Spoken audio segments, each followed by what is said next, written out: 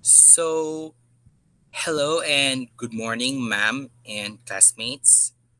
I am Clyde Joshua M. Manatas of Group I of Education 101, class code 2524. And today I am discussing to you all the cognitive development of primary schoolers or the middle childhood stage, ages 6 to 12 years old. On my report, I'll be focusing on John Piaget's concrete operational stage, or the stage 3 of Piaget's or John Piaget's cognitive theory of development. Concrete operation is the third stage of Piaget's theory of cognitive development. It spans from ages 7 to approximately 11 years. In this developmental stage, children have better understanding of their thinking skills. Children begin to think logically about concrete events, particularly their own experiences, but have difficulty understanding abstract or hypothetical concepts. Thus, most of them still have a hard time at problem solving. So, in this stage, ang mga bata sa stage na ito kay naka-understand na sila mga bagay, mga iba't ibang bagay, pero mga konkretong mga bagay o mga pangyayari na na-experience nila, na-experience nila. Pero pag once sa mga iba't ibang mga bagay tulad ng abstract or hypothetical concepts o mga problem solving na pangyayari, kaya dyan pa sila nahirapan pa sila na ma-understand yan ng mga bagay. So, the concrete operational stage is marked by the following: logic, reversibility, decentering, conservation, and serration. Let's explain one by one with examples. Logic. Concrete operational thinkers, according to Piaget, can already make use inductive logic but have great difficulty in using deductive logic. So, dito sa logic, kaya ang mga bata kay mas more sila sa mga konkreto na mga bagay o madaling makikita. Yan ang inductive logic. Pero sa mga bagay na hindi makikita o mga mahawakan, kaya naman yung mga deductive logic na which is mahirapan sila ma-understand ito. So example, pag once ang teacher kay nag pag once ang isang teacher meron siyang pinasolve na math problem, tapos direct jud talaga na operate na mga naka operation jud ng like 1 plus 1 is equal to yan. Diyan kay madali sila masagutan ng mga bata dahil makita man nila tapos nakita man nila ang process sa pag-answer. Pero kapag ang teacher kay may pasagot na math problem pero naka-problem solving na na pagbutang, in other words, word problems, kay diyan sila nahirapan pa sa mga bata yan dahil hindi nila alam pa, nahirapan sila kung saan dyan yung given, saan ang solution, and saan din ang kaniyang unsa mga gamiton ng mga operation para ma-solve ang word problem na yan. Next, reversibility. One of the most important developments in this stage is an understanding of reversibility or awareness that actions can be reversed. During the stage of concrete operations, the child can now follow that certain operation can be done in reverse. So in other words, ito na itong reversibility ang importante sa lahat ng developments ng isang bata. Kay dito sa stage nito, kaya na nila kaya na nila mga kahit anong mga iba't ibang bagay na makita nila na pag once reverse nila kay makita nila ang ang mga differences like example ito ang commutative property of addition na kung saan pag once ibaliktad mo kay maging subtraction. Pag subtraction na yan ang reverse ng addition. Tapos same as to sa multiplication pag ibaliktad nimo kay maging division. So that is the reverse of multiplication. Then ang isa naman kaya nila ma-understand na ang isang ball of clay na ma-shape into a dinosaur, tapos pag once i-roll back into a ball of clay, kay understand nila ang kanya na bagay. Same as to sa sand, flat sand. Tapos pag once tapos nakaya siya forma into sandcastle. Tapos pag once sinira mo until mubalik siya into flat sand. Diyan kay understand sila ng kanang mga bagay. Next, decentering. This refers to the ability of the child to perceive the different features of objects and situations. No longer is the child focused or limited to one aspect or dimension. This allows the child to be more logical when dealing with concrete objects and situation. Dito sa dito sa decentering kay sa isa ka bagay or situation kay kaya na nila ma makita ang kahit sa na mga area like kahit anong mga features. Hindi na sila mag-focus sa isa lang na dimension or aspect. For example, kita nila kay ito, karang aso. Tapos, di ba, alam nila talaga ng aso. Pero pag once tingnan nila ng mas malapitan at tiningnan nila ng kahit saan, kaya makikita nila kung ano yung mga bagay na makikita nimo na ma-sure nimo na isa talaga siyang aso. Example, ang kanyang tenga, tapos ang kanyang buntot, tapos balahibo, kanyang ngipon, at iba pa.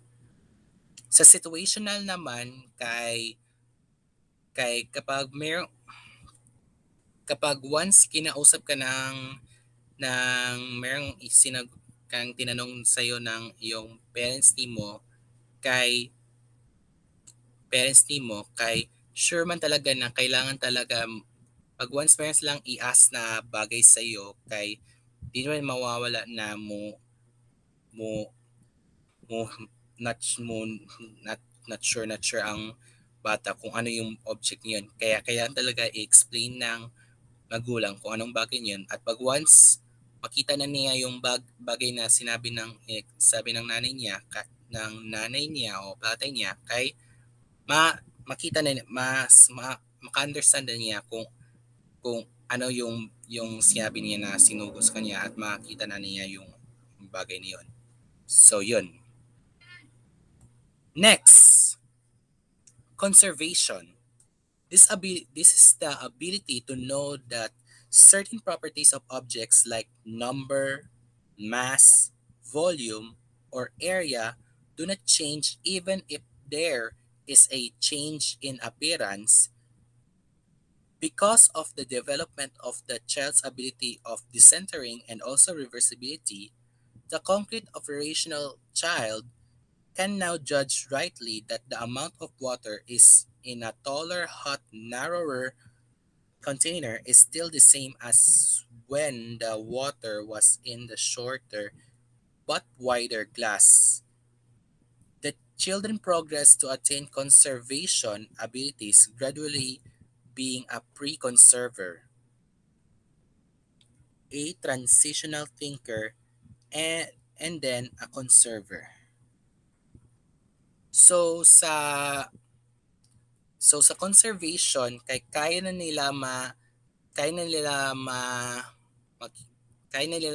makita ng mga bata kung ano ang number, mass, volume o area ng isang bagay. Like for example, dito sa example nandito na ang ito yung amount ng tubig sa taller na hot na container.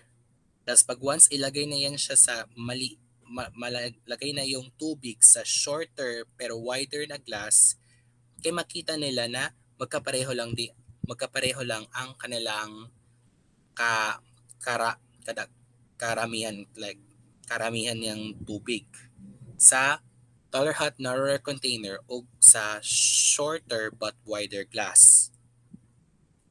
So that means pag once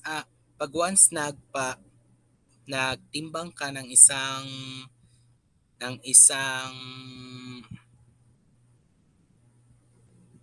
bagay sa timbangan, kay pag once nimo itimbang sa iba or kaya i-try nimo dalhon na, kay malaman na ng bata na magkapareho lang di ay ang kanyang timbang niya kahit nilagay na sa timbangan o hinawakan lang niya.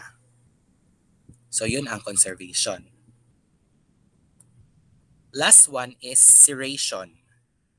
This refers to the ability to order or arrange things in a series based on one dimension such as weight, volume, or size. So, ang serration sa mga bata, kaya na nila mag-sequencing or mag-arrange ng mga bagays from biggest to smallest and smallest to biggest. Either weight, volume, or size. Like for example, like for example, ang teacher kay meron siyang nilagay na number na karang random kayo na mga numbers. Tapos ang binigay na task sa bata kay i-arrange mo siya from biggest to smallest. Diyan makita na sa mga bata kung saan yung pinakamalaki at saan yung pinakamaliit. Since tinuro naman siya sa teacher niya kung paano malaman kung sino ang malaki at sino yung maliit. At diyan maayos na nila ang masagot na niya yung question na yun at na-arrange na niya from biggest to smallest yung mga binigay na numbers. Example, ang numbers kay 5, 2, 4, 3, at 1. Tapos ang task kay from biggest to smallest. So sa bata, kay malaman na nila kung saan yung malaki at saan yung maliit. So makita nila sa pag-arrange nila, kay ito na maging arrangement nila. 5, 4, 3, 2, 1. Kaya dyan, alam nila kung paano na nila mag-arrange ng mga bagays from biggest to smallest or smallest to biggest. Based lang dito sa mga bagay nandyan. So yan ang serration. Okay, so the reference source of this is the main source of all of these, like everything in my reporting, is be found in the EDUC 101 SIM itself. So that's all. That's the end of my topic. So thank you. Stay safe as always, and God bless you all.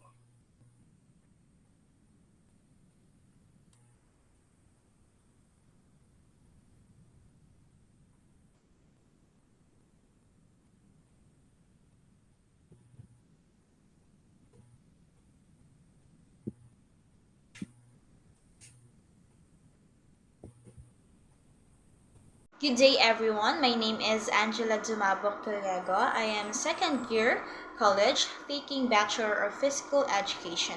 So as continuation with our report, I am going to discuss about the middle childhood cognitive milestones.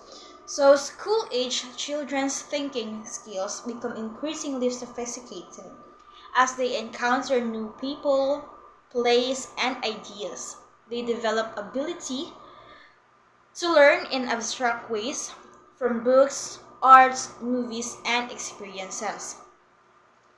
Children encounter developmental milestones and they develop skills within a certain time. And in this stage, they learn in a sequential pattern, which means they understand numbers before they perform mathematical equations.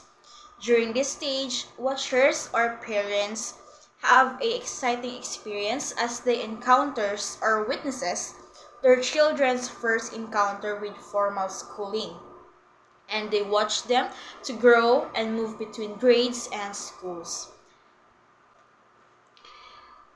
During these milestones, they are able to focus and concentrate on tasks for longer periods of time. They understand the variety of concepts, and their memories improve significantly. Let us all be reminded that individual differences exist when it comes to specific age at which children meet these milestones, and let us all open our minds that every child is unique. So on our next slides, I am going to show you the highlights of cognitive development milestones during the school age. Let us all be reminded these milestones only provide a guide for parents when to expect a certain skills or behavior that their child has. These milestones are only the guidelines to help you to understand and identify typical patterns of growth and development of a child. So here are the highlights. During this stage, they can tell which is left or right. They were able to speak and express themselves. They share about themselves and about their family during their gatherings, how they spend their weekends, and so on. During this stage, they are also using the words and language. They understand the time and days of the weeks. When will it be weekends during Mondays, or it is Wednesdays, Tuesdays, or what day of the week it is. During this time, they also learn the letters and words. During this time, they know the alphabetical letters, they know the song, they already memorize it from A to Z. During this stage, they also compose sentences with 5 or more words. They were able to say good morning, good night, hello teachers, goodbye teachers. They are able to compose words or sentences that they want to express or tell. During this stage, they also begin to develop a self-confidence, a mastery of their learnings. They were able to tell immediately what they need. They don't have to be shy. They gain self-confidence, and that's what's good as a child. So these are some guidelines that cognitive milestones and the parents should learn and know about. They should have this as their guide to tell how much their child developed and what behavior their child has. Thank you so much for listening, and up to our next reporter. Information processing skills. Several data theory argue that like the computer, the human mind is a system that can process information through the application of logical rules and strategies. So information processing is how individuals perceive, analyze, manipulate, use, and remember information. For example, the eye receive visual information and codes information into electric neutral activity, which is feedback to the brain where it is stored and coded. Type of information processing. This stage in order include encoding, storage, and retrieval.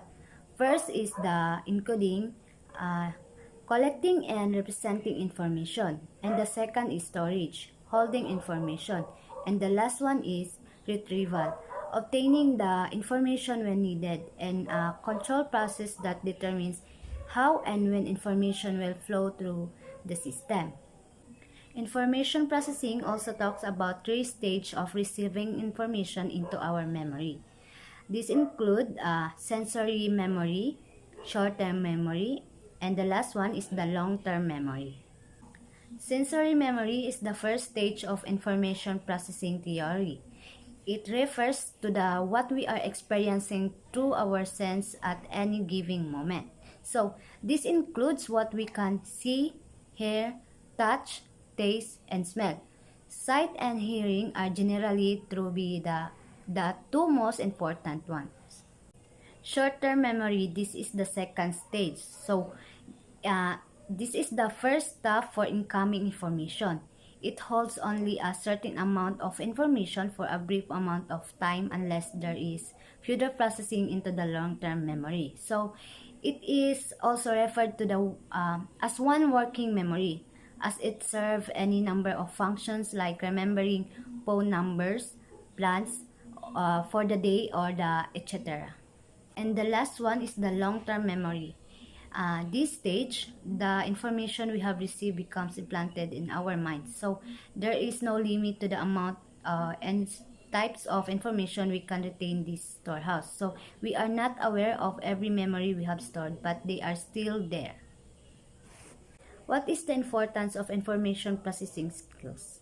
So overall, you should understand that the information process is the key to performance. So information processing helps performers to identify relevant cues via selective attention, therefore increasing movement reaction, which will lead ultimate to the successful outcome. So successful outcomes are increased if strategies to help enhance our ability to store more information in the long-term memory is practiced.